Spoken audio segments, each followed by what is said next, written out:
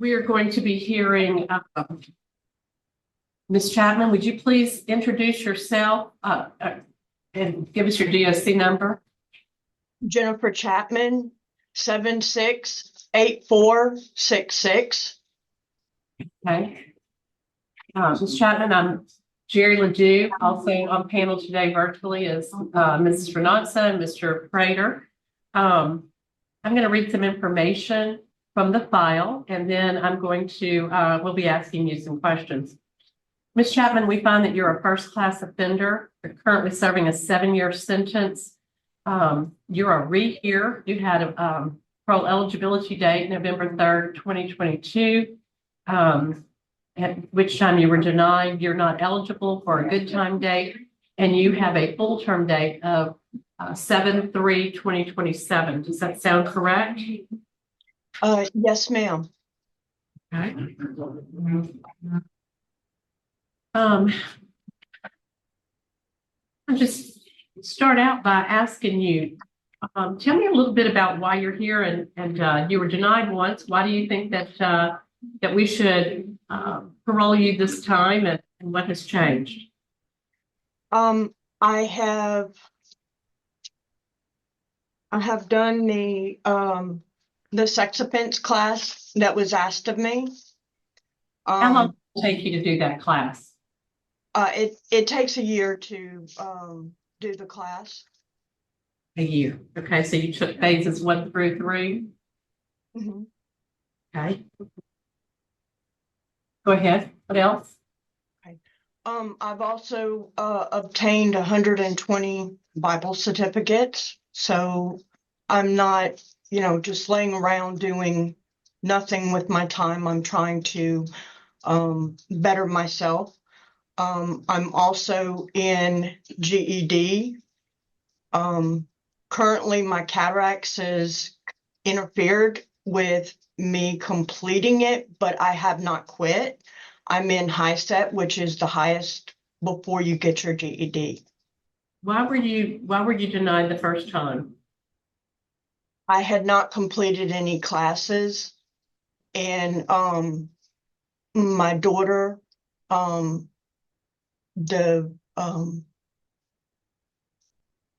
she didn't want that to happen.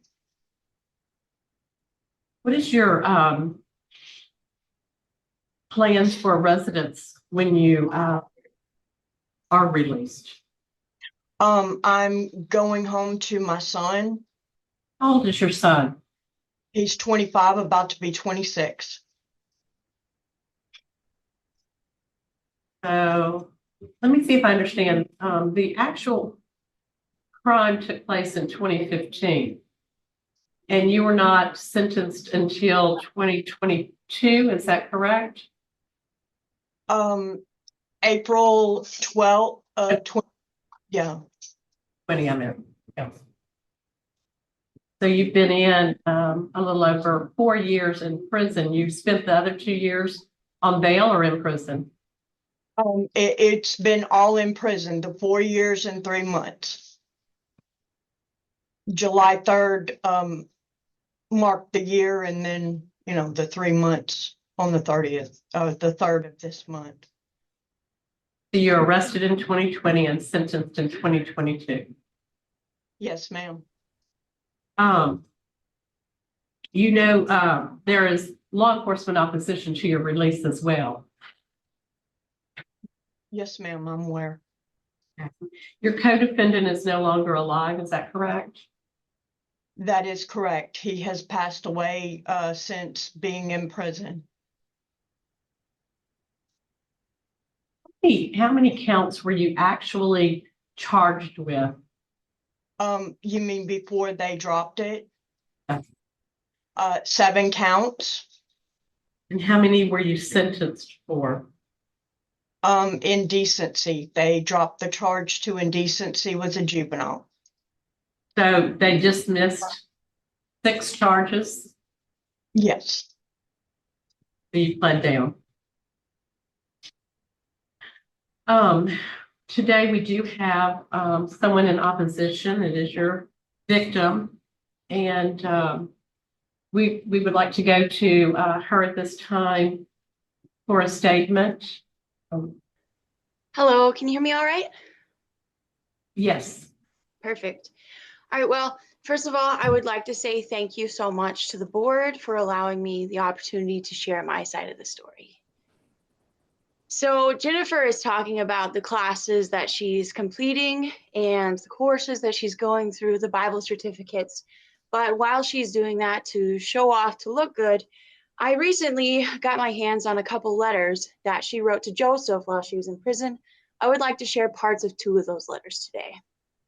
So this was dated March 9th, 2023, after her last parole, when she was crying out how sorry she was. She said, "When I talked to a family member, she said she had no sympathy for me because she thinks I was mean to our kids. Is that true? Do you think I was mean to them?" Another letter that she wrote to Joseph this year, dated March 28th, 2024. She says, "As we get ready to enter the lion's den, Jesus will carry us in the courtroom. We are his children. He will help us through whatever happens. Paul tells us he counts it a blessing when he suffered, and I see his blessing in so many things." Whenever I first read these letters, I was absolutely floored. Jennifer believes that she will be rewarded for having to endure the punishment of her crimes. While she looks forward to heavenly treasures, me and my siblings are forced to pick up the broken pieces of our shattered childhood. I knew that she was so young. She was just a child when she met Joseph, and I had sympathy in my heart for her because of that. But every day I keep uncovering more and more of the truth, and she proves that she is incapable of human decency and not worth my mercy. This year, I got a call on my birthday letting me know that she told one of my siblings, my little brother, that it was his fault she was in prison.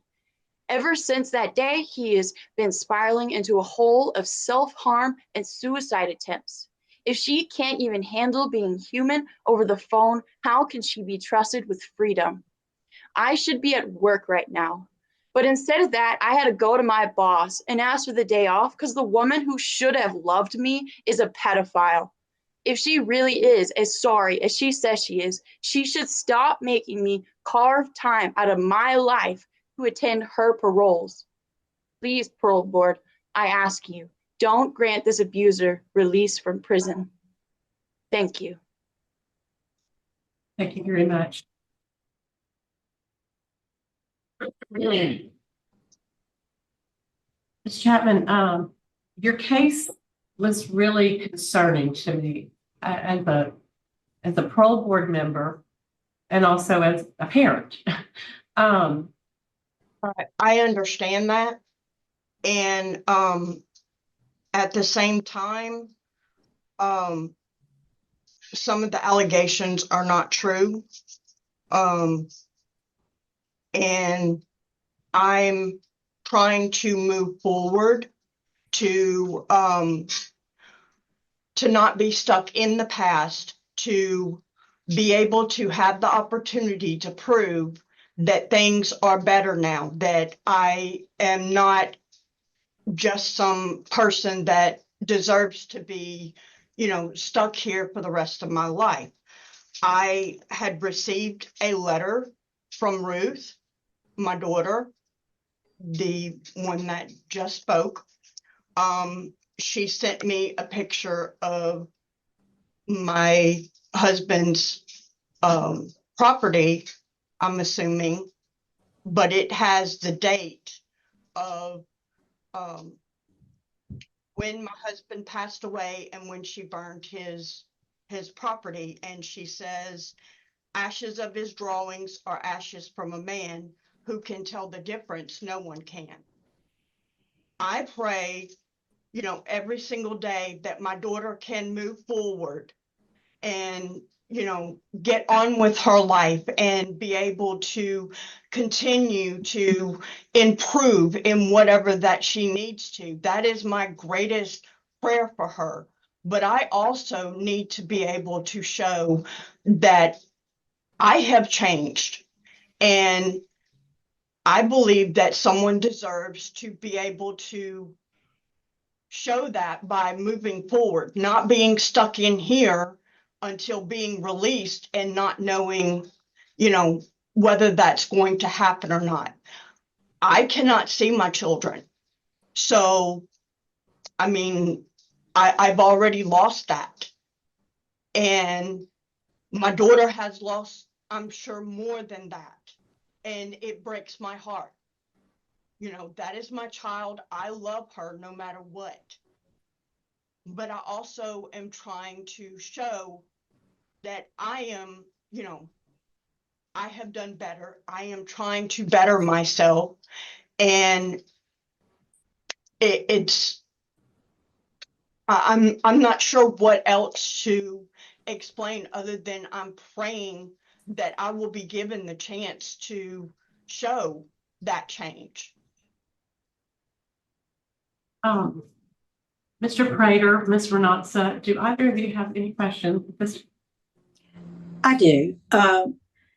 Ms. Chapman, I sat on your last parole panel, and I was one that suggested the sex offender treatment. And so tell us, what was your takeaway from that program? I have been able to learn that the events that were caused are, mine that I need to deal with and adjust with and focus on, not doing those things again, to not do a repeat of, all the incidents that have occurred, and that I am to focus on the attention on myself as, not blaming someone else, not, throwing the blame where it should not be blamed. Okay. Well, I'm glad you got something out of it. And I did not hear in the program participation victim awareness. Did you take any victim impact or victim awareness classes yet? No, I have not. That wasn't mentioned last time. Otherwise, that would have been done. Okay. Like I'm also in counseling.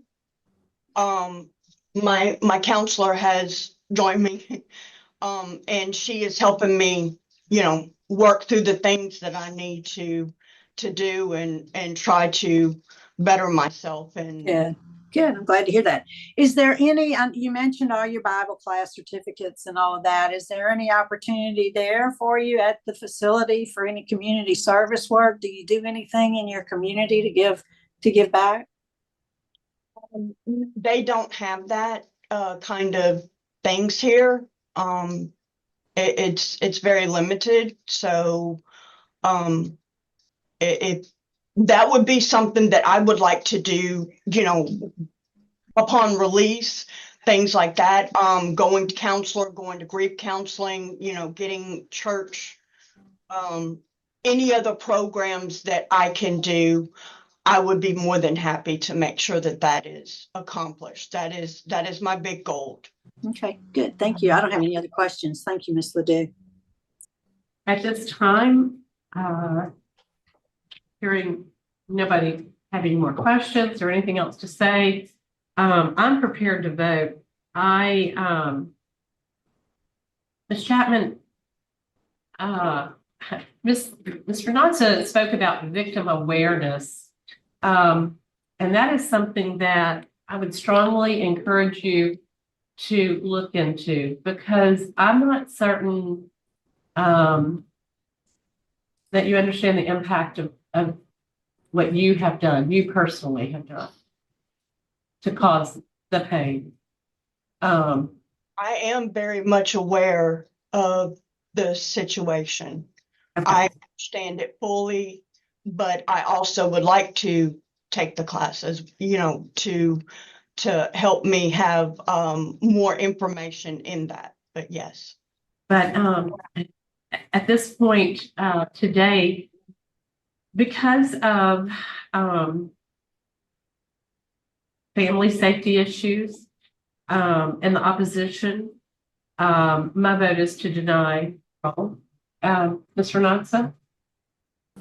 Ms. Chapman, I appreciate that you took advantage of the opportunities in the sex offender treatment and that you're enrolled in counseling. Those are suggestions that were made last time. Although I can't put aside what Ruth has said. Ruth is strongly opposed to and has concern for her siblings. So based on the strong opposition that's been expressed by law enforcement, obvious victim opposition, and again, I believe there are also some family safety issues. My vote today is to deny you parole. And again, I do encourage you to seek out victim impact training. Mr. Prater? To deny. I also believe that because of the victim opposition and because of the nature and seriousness of the crime, that not enough time has been served, and that's what I'm basing my decision on. Thank you. Okay, today, your request for parole has been denied. It is now 12:05, and the panel is going to be signing off from LCTW and also for the day. Thank you.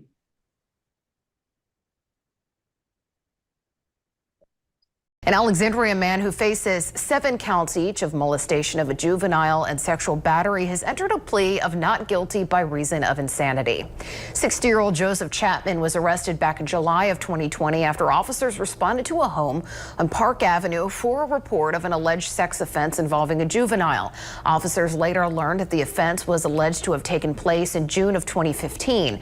Both Chapman and his wife, 42-year-old Jennifer Chapman, were arrested on the same charges. Police said 5 children were taken into state custody. In April, Jennifer Chapman pleaded no contest to a count of indecent behavior with a juvenile in lieu of a count of molestation of a juvenile.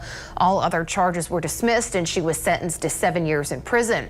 And she must register as a sex offender for 15 years upon release. Now on Monday, Joseph Chapman was in court with his attorney, who filed a motion to have him evaluated by a sanity commission for his competency to stand trial. Judge Mary Doggett questioned Chapman and denied the motion, finding that he understood proceedings. Chapman's attorney then replaced his not guilty plea with one of not guilty by reason of insanity, and Judge Doggett ordered a sanity commission to determine his mental capacity at the time of the alleged offense.